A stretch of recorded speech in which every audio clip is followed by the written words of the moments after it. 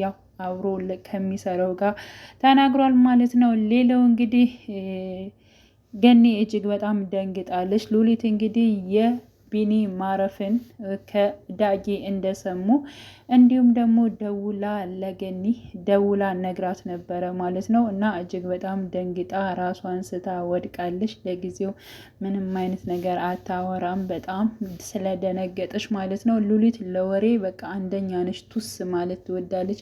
አንዳንዴ ታሳዝነኛለች፣ አንዳንዴ ደግሞ በጣም ነው የምታናድረኝ። በዛሬው ፓርት ላይ በጣም አናዳኛለች። እንደዚያ አሟት እንኳን እንደዚያ ሁና ለነገር ትሮጣለች፣ ቶስ ማለት ትወዳለች ማለት ነው።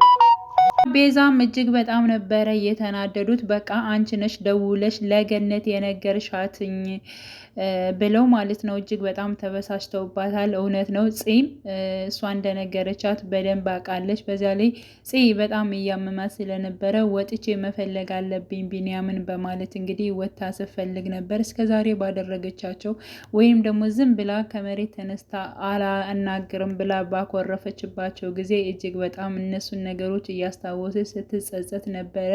ከዚህ በኋላ ቢመጣ ራሱ እኔ እሱ እንደፍሬ የማይበት ወይንም ደግሞ ይቅርታ የሚያደርግልኝ እንትን የለም በማለት እጅግ በጣም እንትን ስትል ነበር። ሌላው እንግዲህ እናቱና ኤፍራታ ተገናኝተው ነበረ። ገኒን ልጠይቅ ሄዳ ነበር ኤፍራታ።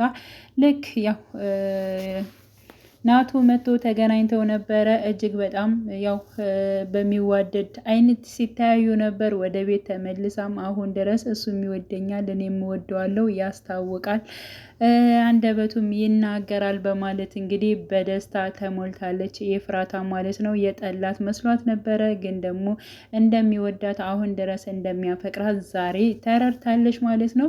ሌላው እንግዲህ ያው ፖሊሶችም እዘውት ነበረ።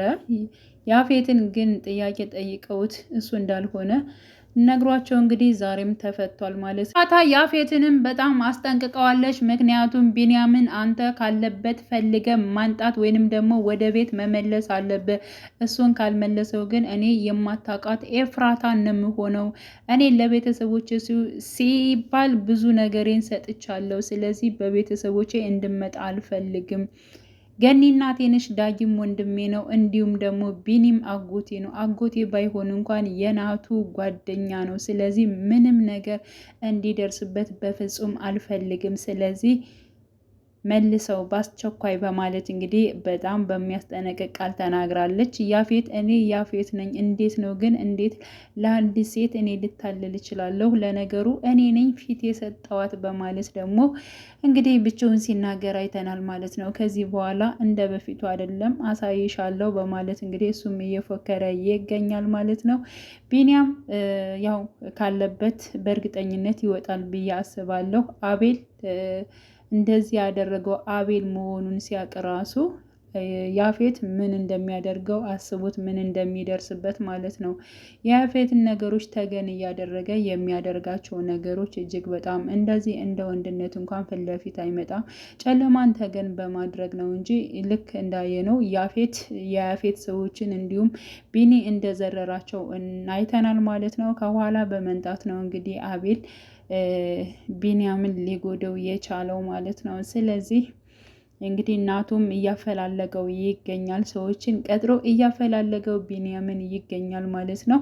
ፖሊሶችም እንደዚሁ ይፈልጉታል፣ እንደዚሁም ደግሞ ያፌትም እየፈለገው ይገኛል። ስለዚህ አቤል መሆኑን እንደዚህ ያደረገው አቤል መሆኑን ሲታወቅ እንግዲህ ምን ይፈጠራል የሚለው እጅግ በጣም አሳሳቢ ነው የሚሆነው። ያም ሆነ ይህ እኛ ቢኒ ሰላም እንዲሆን ወይንም ደግሞ ደህና እንዲሆን ነው የምንፈልገው ማለት ነው። እና ውድ ቤተሰቦቼ በያላችሁ በሰላማችሁ ይብዛ። ቢኒ ስለተረፈ ደስ